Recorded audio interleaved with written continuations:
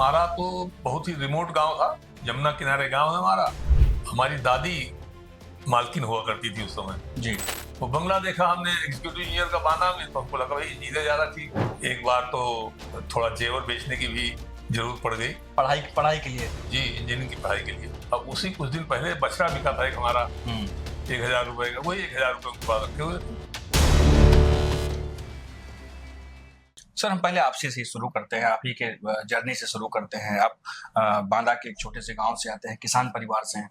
तो कैसे परिवार में कोई सिविल सर्विस में रहा, कभी किसी ने आपको प्रमोट किया, कैसे आपका सिलेक्शन हुआ? मतलब अपनी जर्नी बताइए, आप शुरू बचपन से क्या संघर्ष रहे आपके लाइफ में, पढ़ाई से लेकर के सिविल सर्विस क्रैक करने तक।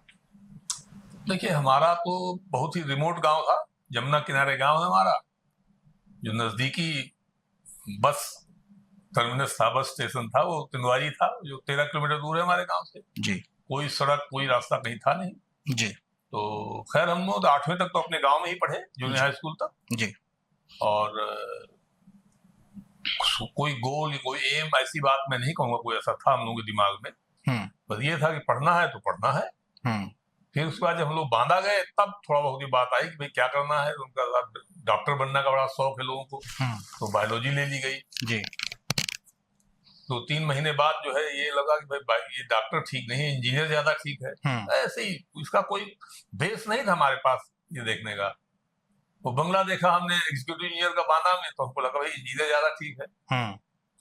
क्योंकि सिविल सर्जन का बंगला ही नहीं हमने देखा था, जो कि बहुत ही बड़ा था। जी। वो हमने देखा नहीं था, नहीं शायद न छोड़ते। तो ऐसी इररिलेवेंट चीजों को लेकर के हमने सब्जेक्ट बदल दिया और हमने बायोलॉजी छोड़ दी। तो इंजीनियरिंग का दिमाग में बात आ गई।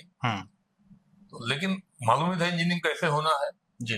तो ये था कि अपने सब्जेक्ट को ध्यान दिया हम लोगों ने।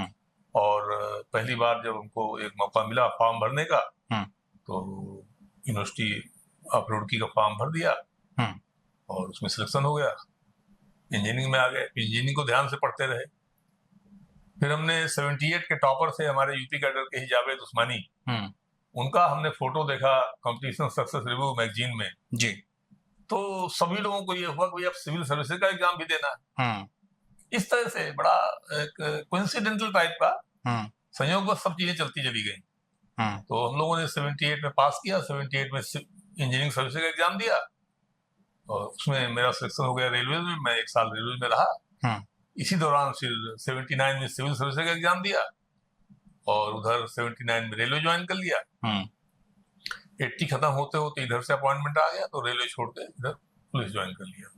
जी। तो ये हम लोगों को ज्यादातर शौक हुआ ये जावेद उस्मानी का वो पढ़ करके। जी।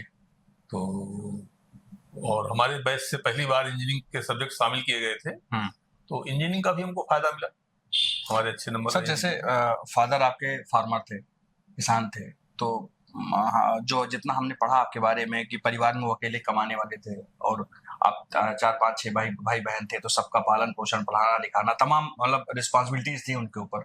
तो कभी कोई संघर्ष, कभी कोई परेशानी आड़े आई पढ़ाई में कि हाँ अभी आगे कैसे कर पाएंगे, मतलब ऐसा कभी मनोबल टूट गया हो लेकिन फिर नहीं हमको पढ़ना है, कैसे कोई वाकया आप शेयर करना चाहते हो? अब हम लोगों को देखिए, कृषि ही एक आय का स्रोत था। जी। कृषि और पशुपालन भी रेगुलर होता है हम लोगों के क्षेत्र में। जी। तो वही एक आमदनी का जरिया था। लेकिन ये बात कभी दिमाग में हम लोग आई नहीं कि मतलब पैसे के कारण कोई दिक्कत होगी। बस कंपटीशन का फॉर्म भर दिया, सिलेक्शन हो गया, ज्वाइन करना है। और जब ज्वाइन करना है तो हमारी दादी मालकिन हुआ करती थी उस समय। जी। तो हमने कहा भाई सिलेक्शन हो गया, जाना है, तो पैसे दे दीजिए, आप कितना पैसा लगना है। तो हमने बताया 761 रुपए जमा होना है। पहला सिविल सर्विस में सिलेक्शन हुआ था इंजीनियरिंग में। अच्छा। तो उन्होंने 1000 रुपए निकाल के हमको दे दिए। अब उसी कुछ दिन पहले बछड़ा बिका था एक हमारा 1000 रुपए का, वही 1000 रुपए उनके पास रखे हुए थे। तो उन्होंने दे दिया हमको, हम चले गए, 761 जमा किया, बाकी पैसे अपनी जेब में। और इस तरह से इंजीनियरिंग का हमने ज्वाइन कर लिया। जी। तो उस समय खैर फीस भी कंपैरेटिवली कम थी। तो आप समझ लीजिए कि लगभग 350 रुपए महीने का एवरेज खर्चा हो जाता था, पूरा हॉस्टल और मेस मिला करके। तो लेकिन ये पैसा भी बहुत ज्यादा होता उस जमाने में, पोजीशन बड़ी टाइट रहती थी, मुझे याद है।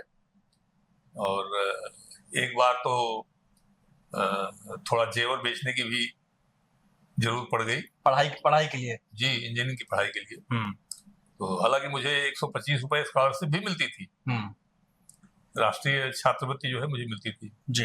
उसके बाद भी पोजीशन टाइट हो जाती थी, क्योंकि आमदनी का स्रोत तो वही था, खेती ही जी। तो लेकिन माँ बाप को सबको था, हमारे बाबा वगैरह ही मुख्य होते उसमें, उनको था कि पढ़ाना है हमको और हमें था कि पढ़ना है, तो सब बढ़िया चलता रहा, कोई दिक्कत नहीं हुई।